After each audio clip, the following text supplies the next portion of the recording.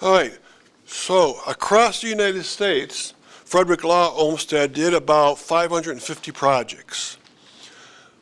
But when his sons took over, John and Fred, they did about 5,000 more projects over about 90 years. And so a lot of communities have at least one Olmsted Brothers landscape somewhere, either on an institution or on a home. But in Holyoke, you have 22 projects that at least they discuss with the residents or the owners about doing it. Many of them were completed. So my goal today is to try to give proof on the ones that were done and explain what they look like now. And then on the ones that weren't done, give some proof why they may not have been done. There's going to be 2 required handouts. Okay. So the Olmsted Brothers in Holyoke, where is this? This is Pulaski Park. And if you walk through Pulaski Park, you're walking through an Olmsted project that was 100% done off of the designs of the Olmsteds and completed 100% the way they wanted to.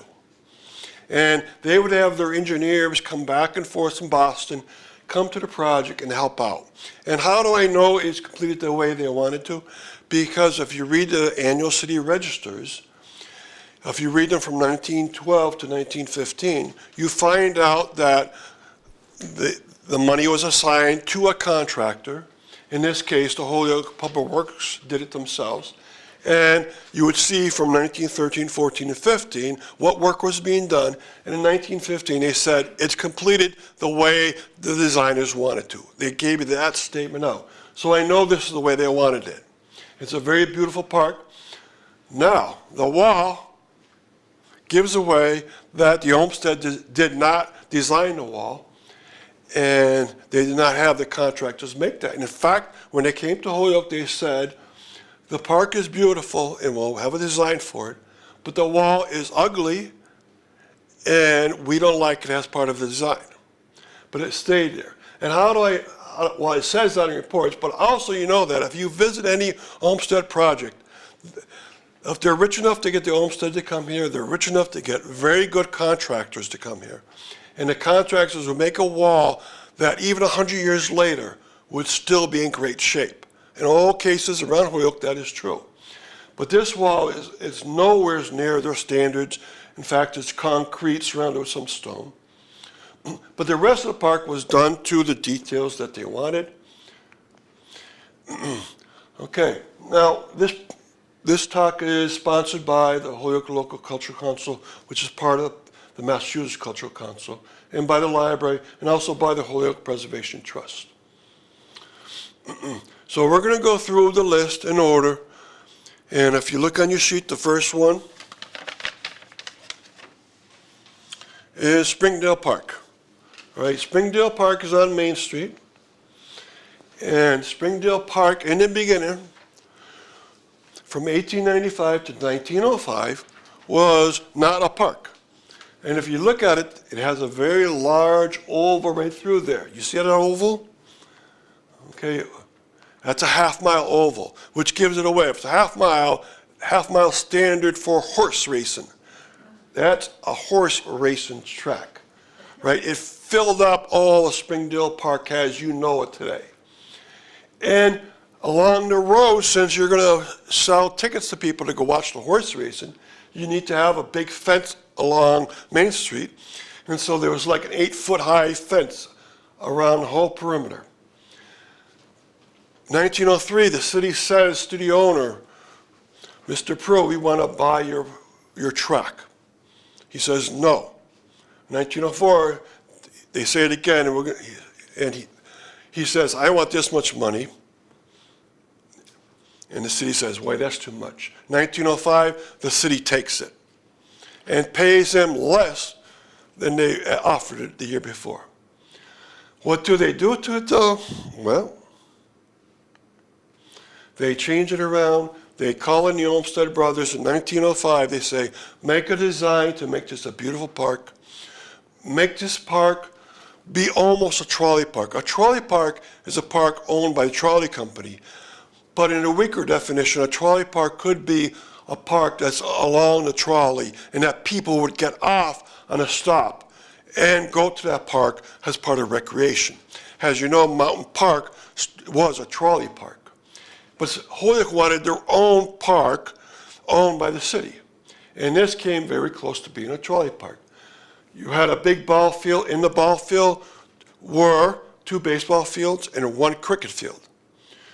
Along the edge of you can see, probably very hard to read, but this one up here is a little folks park where little children can play.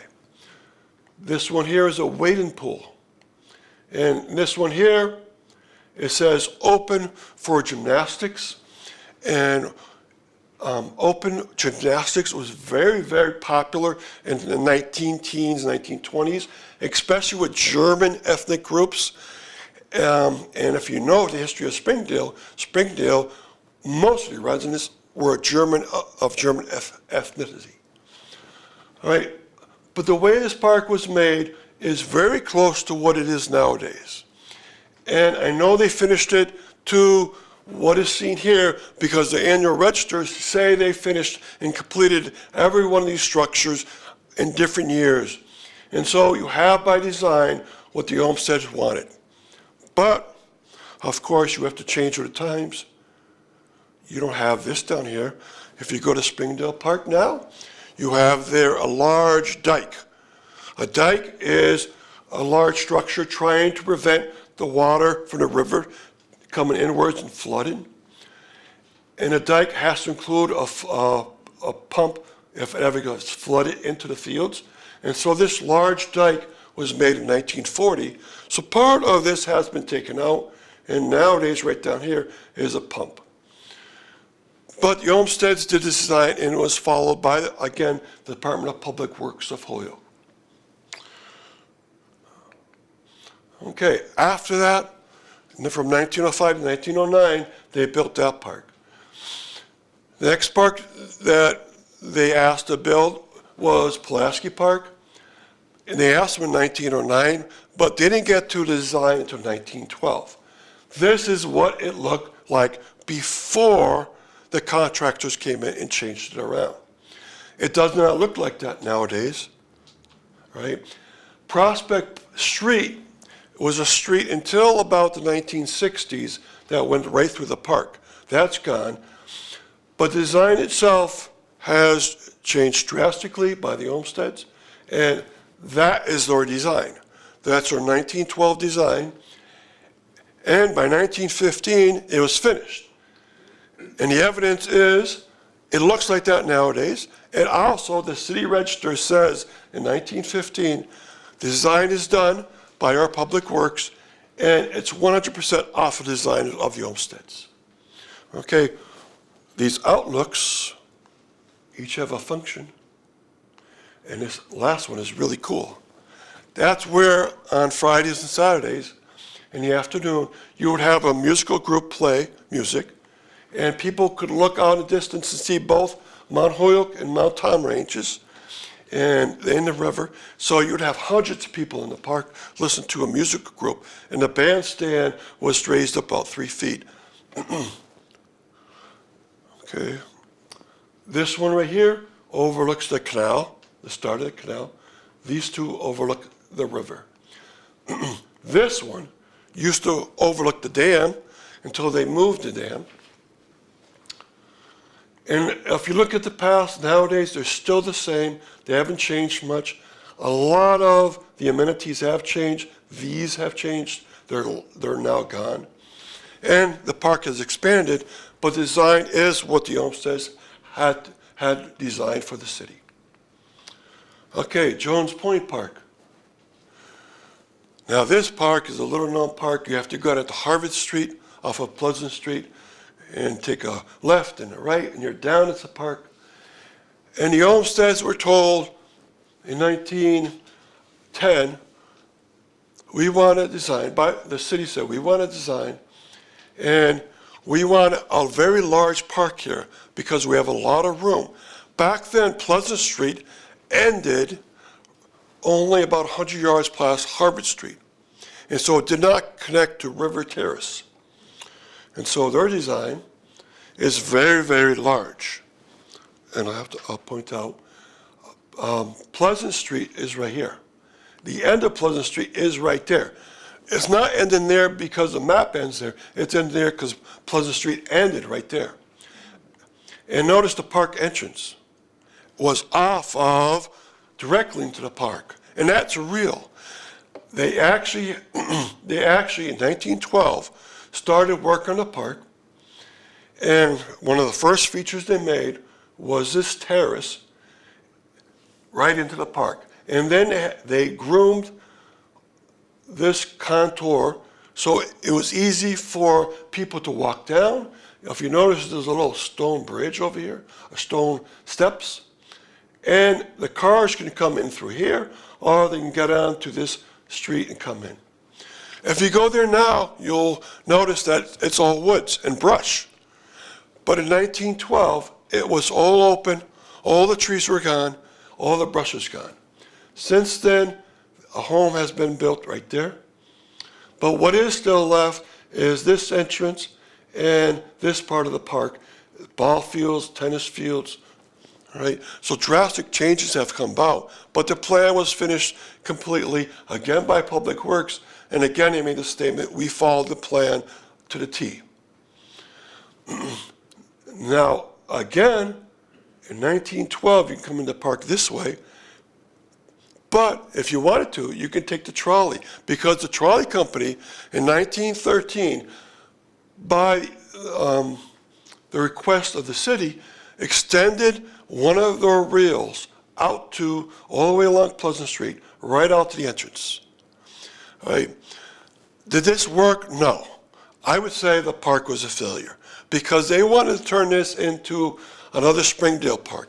In fact, they wanted to turn it into some equivalent to Mountain Park, but it did not work out. They noticed in later city registers that people were not coming out here. There was a grand ceremony the first year, and then they said, people stopped coming. Right? It was hard to get to. Not many people lived in the area. And so what happened, the brush came in, the trees started growing, and it doesn't look like this design anymore. Okay, now this one. Well, I'll tell you the answer right now. It's totally gone. But another part, it was the largest park in Holyoke. And how is that possible? Well, if we look at your map, where was it? Well, it started at the top of 391, went out to the corner where there's a softball field by CVS, took a sharp left, went to Mackenzie Field, went up to Crozier Field, and also up to the Peck School ball fields. Where is it now? It's gone. It was taken to pieces because it was so close to downtown that people started saying, oh, let's put this here. Let's put this here. And the park started changing around. Two schools also came in the 60s. The interstate is what killed the last piece, 391. There used to be a little park at the very head of 391. And right above that, what was left of Elmwood Park. But there's still a park there, so part of this park is still visible. And in fact, all the pieces, you could say, still make up Elmwood Park. Mackenzie Field makes up Elmwood Park. Okay, it was meant to be a rustic park. In fact, it had four stone bridges over the brook that flowed through here. Day Brook flowed through Elmwood Park. And that's why they wanted to make the park. They wanted to turn it into a rustic park very close to downtown where people could go after work. But it started being ripped to pieces. And if you look at the third statement down, Daybrook was placed underground in 1926. The park had been made from 1903 to 1913, right? And when they finished, they said, it's done, let's keep it this way. But the third statement gives away something drastic happened. The brook is gone. If you want a rustic park, you probably need a brook. The whole brook is now underground. So you go to this park, and it was 2 dingles, a lot of fields. The reason for it to exist was gone underground. Another big reason, 1930, Mackenzie Field comes in. They wanted to put Mackenzie Field at Community Field. That didn't work out, but they said, let's put it inside of Elmwood Park. And the WPA has a project, came and made Mackenzie Field. Other things started coming in. The softball field came in. A football came in the football field, 1950s. A swimming pool, tennis courts. Crozier Field had come in the 1920s. Peck and the high school had come in the 1960s. And like I said, when Interstate came, that was it. So there used to be a park, Elmwood Park. Okay, now there's 2 projects that were philosophical projects. They asked the Olmsted Brothers to make a report with pictures they take about the city and how to make the parks around the city fit together. And they had this done in 1907. Most of the parks were not made yet. So under their suggestions, a lot of the parks that they ended up designing were made under the City Beautiful plan. In the plan, they said make lots of parks, many more than that were made. They said hook some of the streets together, expand the width of some of the streets, make the canals more accessible to the public. And who did all this?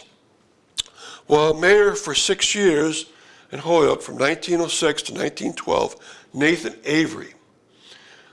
He was not only the mayor, after he was the mayor, he was the head of the Parks and Recreation Department. And during the time he was mayor and the time he was the head of the Parks and Rec, he expanded the Parks Department. He got a lot of these parks into Holyoke, designed. Even the small ones that weren't designed by the Olmsted came in during his time. For instance, you might know there's a park in Holyoke called Avery Field. That was named after him after he died. Before that, it was called the Hampden Playground. And he had it made. So he had a lot of very small parks made around the city, a lot of the big parks also, and he is the reason why Holyoke has many, many parks. Now, what was in the plan besides the parks? Well, look at that third one. Make Northampton Street wider. And they wanted to add a trolley line the entire length of Northampton Street. Northampton Street had 3 trolleys, but they all stayed on Northampton Street only a short segment of the time. They wanted them to expand it and put a trolley right up the middle of it. And they wanted it to look like a boulevard. So you had very wide sidewalks on both sides and very wide street. Part of it was followed, especially as you go through the highlands. That was followed. But look at the last one. This was before there was a Westfield Road. Westfield Road used to cut in at Ashley Reservoir and stop. And that was the way to get to Westfield. They told them in these reports, make Westfield Road go all the way to Westfield and make it a boulevard with trees on the outside lining the street and make a very wide grass strip in the middle. In 1923, they made Westfield Road do that, but they didn't listen to them. They didn't change it into a boulevard. Okay, so you're done with the side A. If you go to side B, and now this is where all the wonderful landscape projects working on homes happened. So we're going to go through this part. Now, Wyckoff Golf Course used to be called the Mount Tom Golf Course. From 1898 to 1940, that was its name.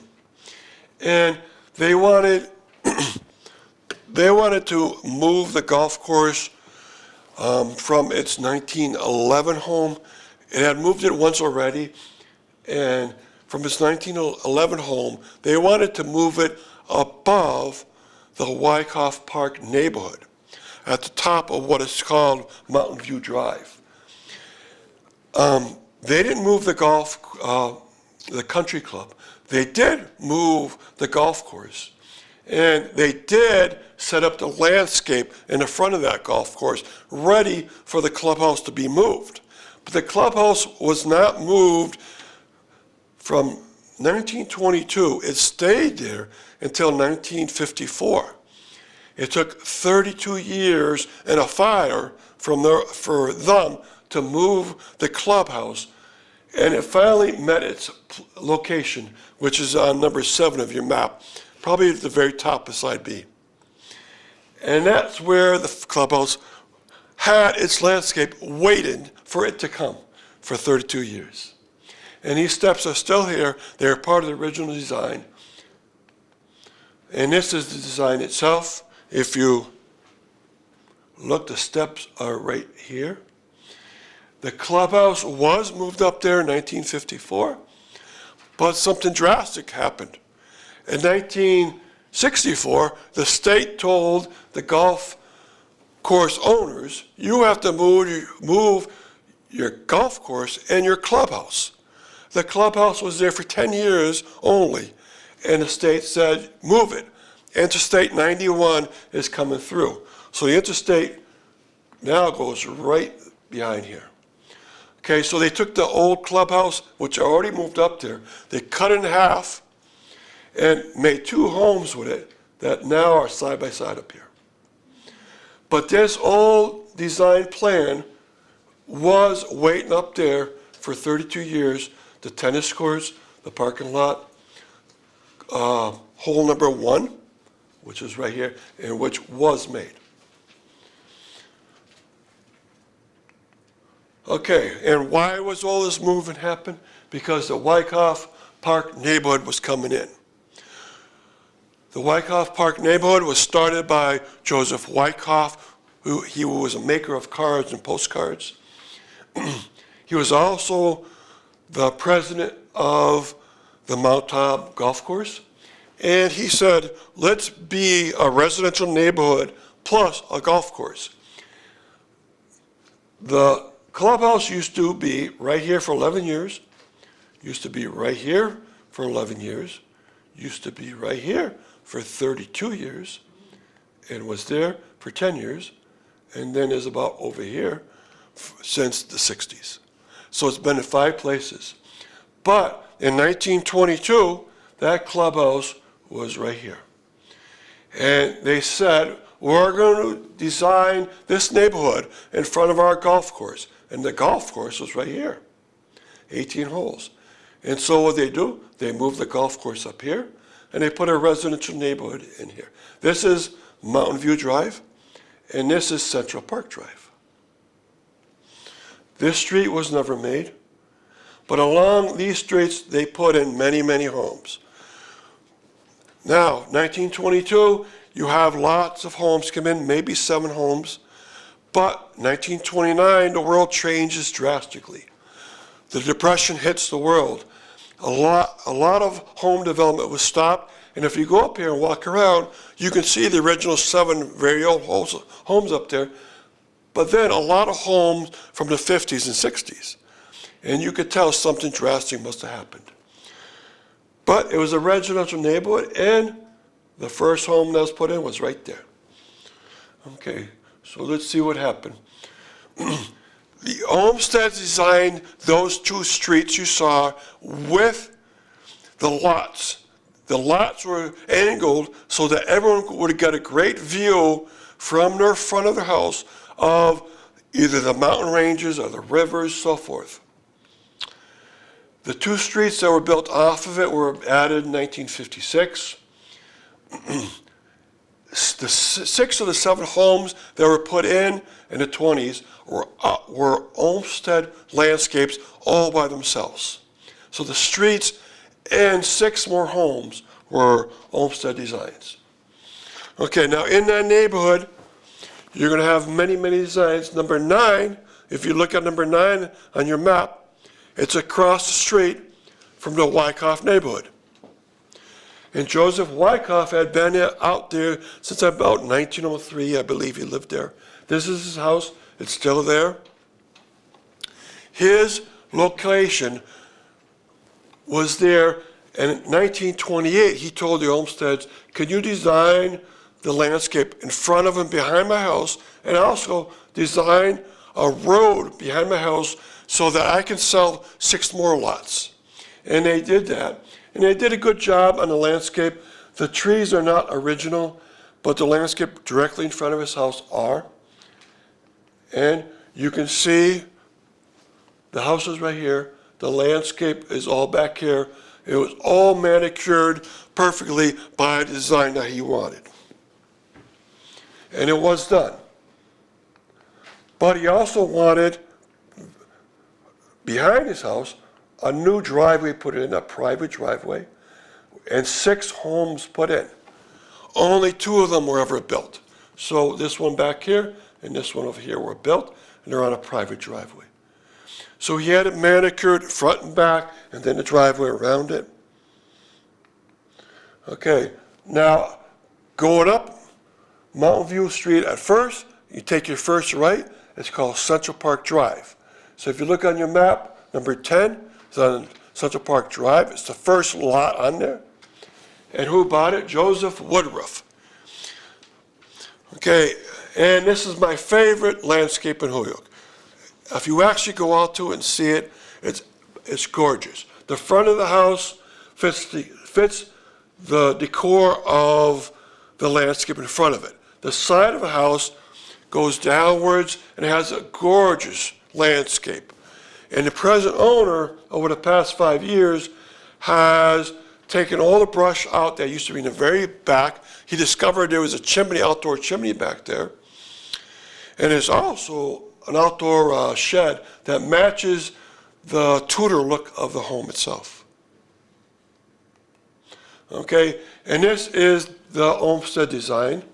The home is this home right here. And out of all the projects they did, only one of them did they ask the Olmsted Brothers to have their home designer and engineer design the house to make it fit into the landscape. And so for that reason, when you go out there, it looks like the landscape and the home blends together very well. The balcony on the house fits together gorgeously with the 2 bushes on the sides, so forth. There's a pavilion, and the only part I don't know if they did this middle pavilion, you can't see anymore. But all around it is still there. The walkway down from the house is still there. They added a shed back here, which is probably not original. Okay, from there to number 11, 2 houses up Central Park Drive. Now, this person's name was Edward Twing, and he had 2 designs done. And he's one of the most erratic people that I've ever looked at through history of Holyoke. You look at him in the directories, and every year he moves to a new house. In fact, he never even lived in this house. So he had them design a house and a landscape. And then he never took occupancy. Who lived here was very popular name around Holyoke, though, the Drycorn family. Max Drycorn started Drycorn Bread in Holyoke, and his son, Otto Drycorn, was a golfer and became the owner of the golf course. But in the first year of this landscaping house, he bought this from Twing and lived in it for about 40 years. Now in this one, there is no design that's still around. In Brookline, Massachusetts, where the Olmsted Brothers had their work in their home, many of the designs that they made are still around. When they opened it up, it had been sealed up for about 15 years. When they opened it up about 30 years ago, they found 139,000 Olmsted Brothers designs in the house. 139,000. They worked on 5,500 projects. That means each of those had an average of at least 25 designs. Most of them were on very big projects. So on the smaller ones, you might have 5 to 10 designs. On the really large projects, you might find 100 designs. Some of them didn't exist anymore. Some of them had turned to dust. This one has not been found. It might still exist because they've only photocopied about 80% of all the works they've done.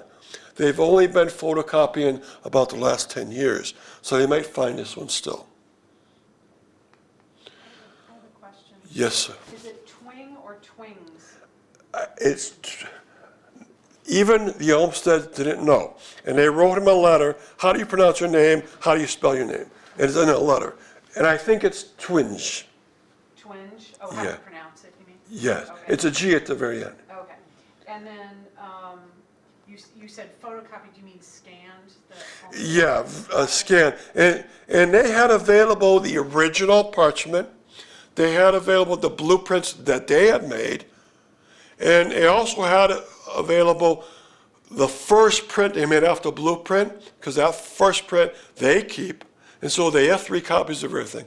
Then they sent that another print to the owner. Those are usually gone, but the 3 are possible, and they still might be at the residence of the Olmsteds. Okay, now this Edward Twinge, he was very erratic. I think he did the following on this one. He told them to come up with a design, and within the same year he told them come up with a 2-lot design, and then he told them to build the landscape, but not the house, and then he moved away to New Jersey. And I found him in 10 different houses in Holyoke, and then he moved away to New Jersey. And where was he buried? He was buried back in Holyoke. He died in New Jersey. They came back with his body here. He moved all over the place. I think what happened, he bought a double lot, but the letters and the design say he only bought 1 lot, the 208 lot. But if you look at one of the letters, they suggest, why can't you make this a little bigger? And even the Massachusetts Cultural Resource website says, we think he bought 2 lots. And so on one of the lots, he put a gorgeous landscape. That was the one more to the north, and this is still there. And on the other one, they put a house. Now the house, they show you at the very top. And that house is what was built there. It was built on the southernmost of the double lot. So, and they only show the house lot. I think there is another white print for the other lot that he had built, but I cannot prove it. But this was made also, so if you go out there, you'll see this, and hole number 1 is right back here. Okay, now the next 2, 13 to 14, are Steiger, but this is not the big Steiger home on the top of Mountain View Drive. Steiger, in 1911, had made a private driveway for himself, not on any of these roads, and he had his house back there on the side of the golf course. And so he has the oldest house out there by far, made in 1911. In 1922, when this project was going on, Wyckoff and Steiger were telling them what to do, the Olmsteds. And Steiger had already a home lot on the south part of the road, and he bought 3 lots on the north part of Mountain View Drive, with the sole reason being to make a nice view from his house to hole number 1. So he also, on one of the lots, from his driveway, made a path by design which went out to hole number 1.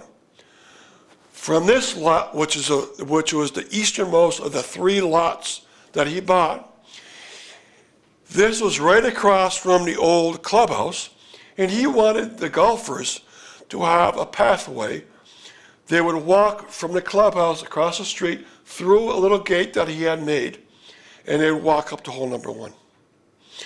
So he bought 3 lots. Nothing was built on them until the 50s and 60s when 5 homes were built.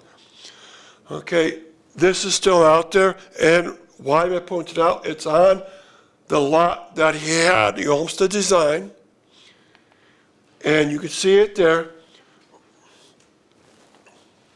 1 lot here, 1 lot here, and 1 lot here. He told them add houses, but none of the houses were built.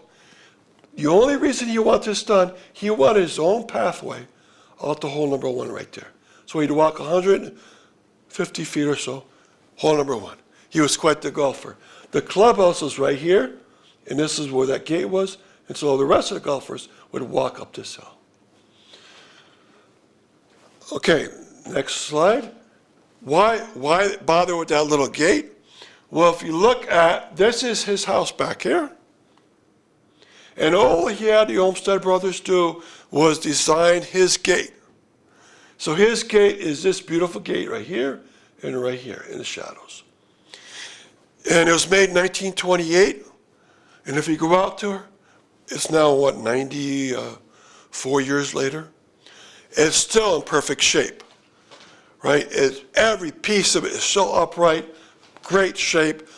He was so rich, he could hire the Olmsted Brothers to design it, and he could hire the richest contractors around who would do the best job. The design included exactly put each stone, all right?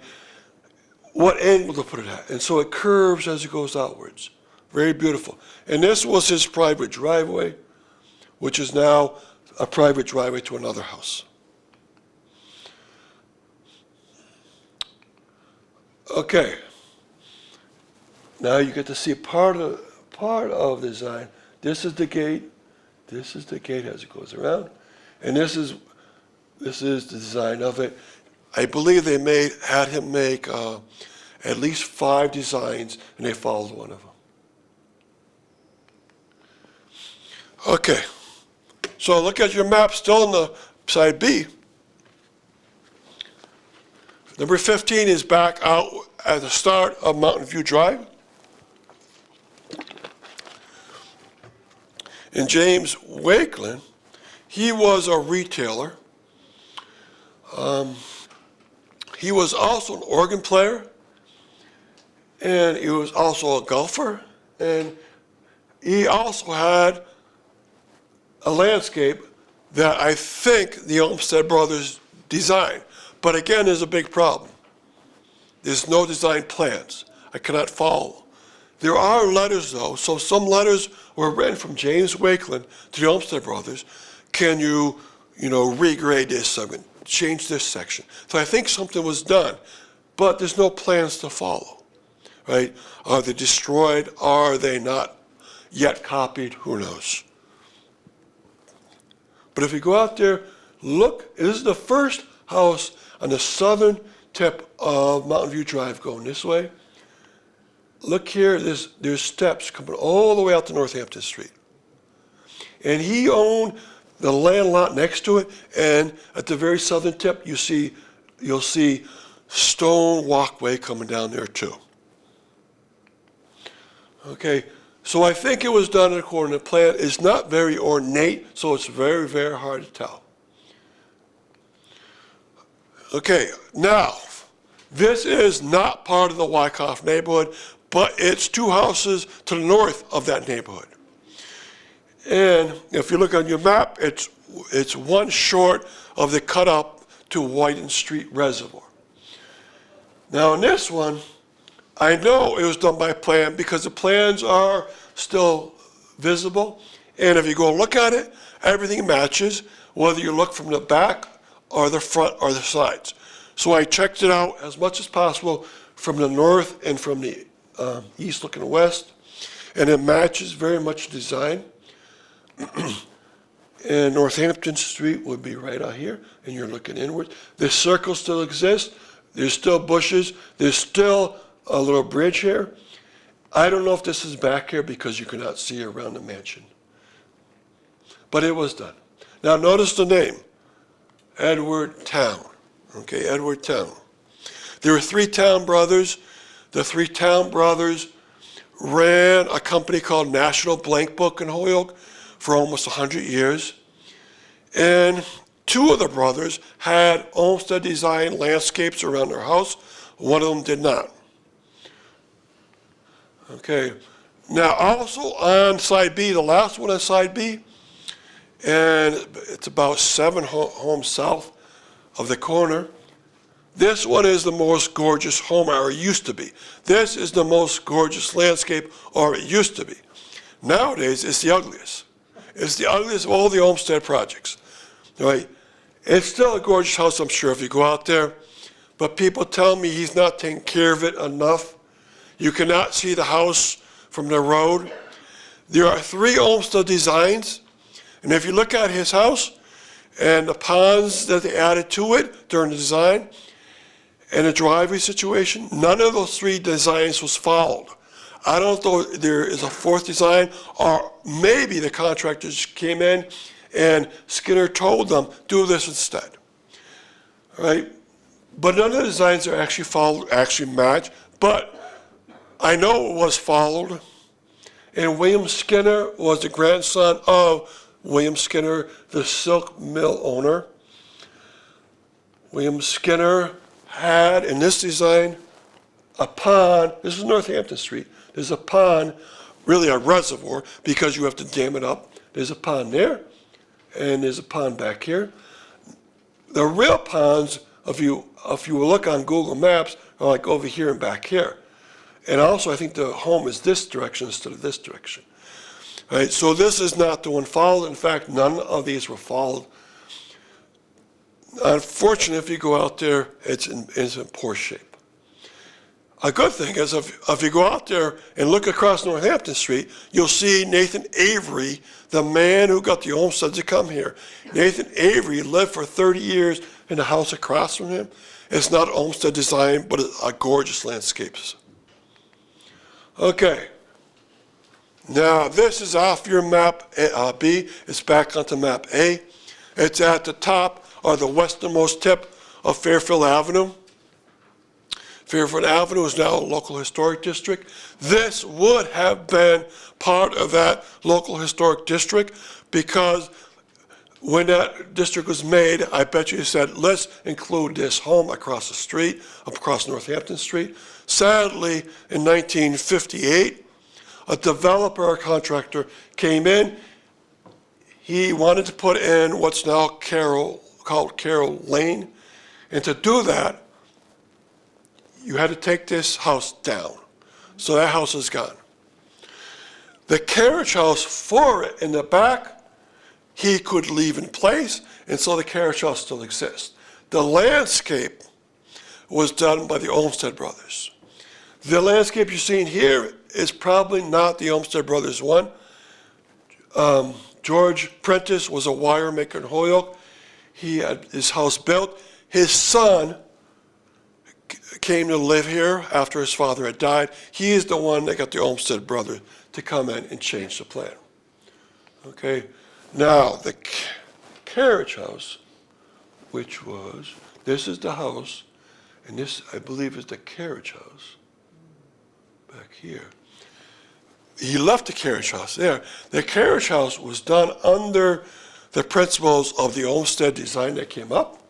And so the carriage house, if you go out to Carroll Lane, it still has this circle, and it still has a beautiful landscape around it, and it still has this curved driveway coming in and out. So I think they left everything there. So the Prentiss house still has an Olmsted design to it. Sadly, all this is gone.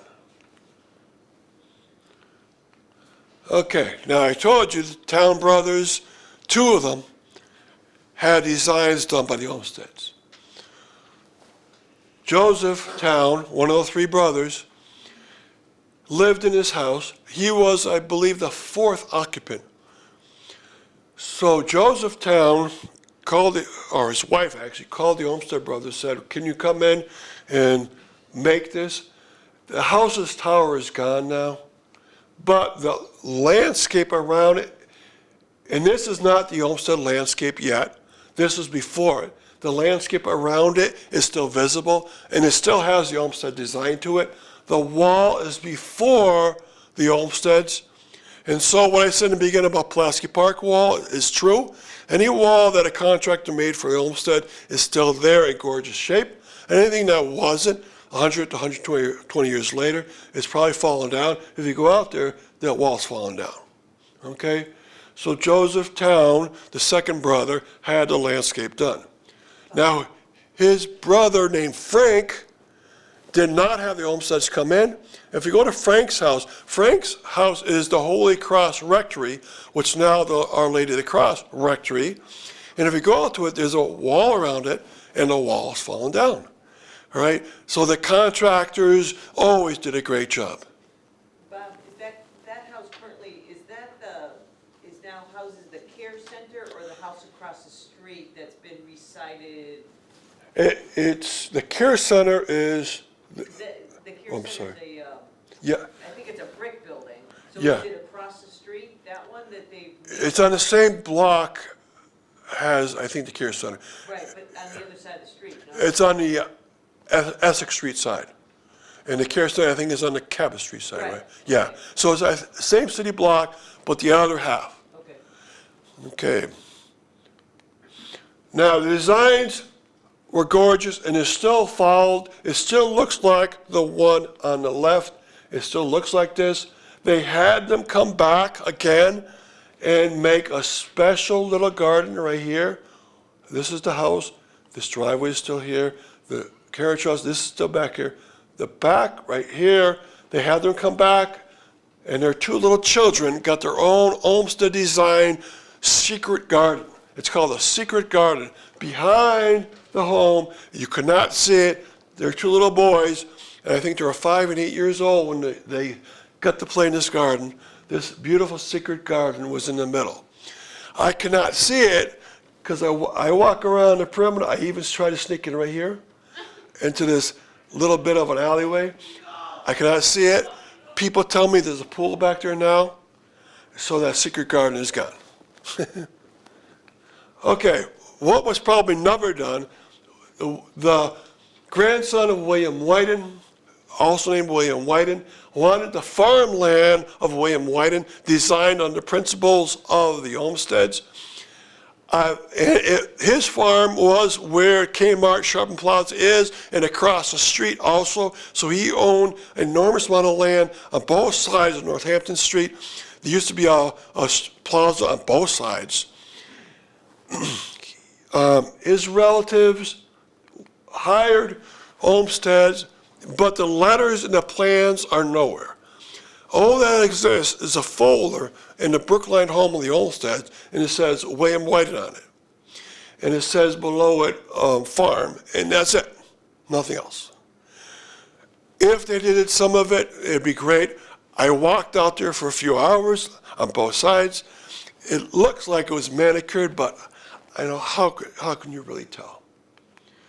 Okay, this one I think is done, but there's a big problem. Interstate 91 goes right through the middle of it. So it's gone. It's a little bit short of the Soldiers' Home in Holyoke. I think it was done because there's a statement in the city registers, and I think it was from 1913. The statement said, we had gone to work on the contagious disease hospital following the design of the ones that the designers had presented to us. And it's such a simple plan, they probably did do it in 1 year. But I can't give you any proof. None of the letters say that it was done. The design doesn't give you an after effect. It only gives you a before and a plan. It doesn't do the after. And it's totally gone. I went out there. I tried to walk around. And of course, Interstate 91 goes right through it. The entrance ramps are on the other side, but the interstate on this side is so wide, I think they destroyed everything. Okay, and the last one, if you know St. Jerome Cemetery, there is nothing like that out there. But they wanted, in 1939, the 14 Stations of the Cross, plus off of Northampton Street, and you drive in, they wanted a central location where you could have copper statues and monuments. So you'd have, all this would be copper, all the interior would be copper. You would have the outside holding scenes of what's now called the Stations of the Cross, or the 14 things that happened to Christ when he was being crucified. Of course, you go out there, you don't find that. Why? Very easy explanation. They ordered this in 1939, and this is 7 feet tall, right? That would have been 15 of these 7 feet tall. St. Jerome's was rich enough, but what happened in 1939, 1940? War happened, right? And the war itself probably didn't stop them, but the need for copper did stop them. Copper goes into the hulls of ships, and so all this copper, no way, the government needs that. So it was never built. But all the designs can be seen. There's like 15 designs, and they're beautiful to look at. Okay. Now, if you got my list of tours that I do 23 public tours, about 10 of them are left. There's 2 reservoir tours. I made a mistake on your handout. I said the Ashley one is October 2nd, but I said it was a Saturday. It's a Sunday. And then the Saturday after, I do it by the street. Doors Open, I'm going to do a tour, but Doors Open is like 30 other events around Holyoke, so I hope you'll attend that. The canal tour I'm doing this year on the 22nd. Then lastly, where it says a house in Holyoke through time, 181 Linden Street. That home was the one that Joseph Towne had the Olmsteds come design. So I'm going to talk about, sure, the outside of the home has an Olmsted design. The home itself, which is a James Clough design, a great architect around Holyoke. But mostly, I'm going to talk about the first 5 families that lived in there because they were very important families. Okay, then I think there's one more slide. I have a charity, so I don't accept money besides what the Cultural Council gives me. My charity this year is Massachusetts Academy of Ballet and Open Square. And I think that's it. Thank you for coming.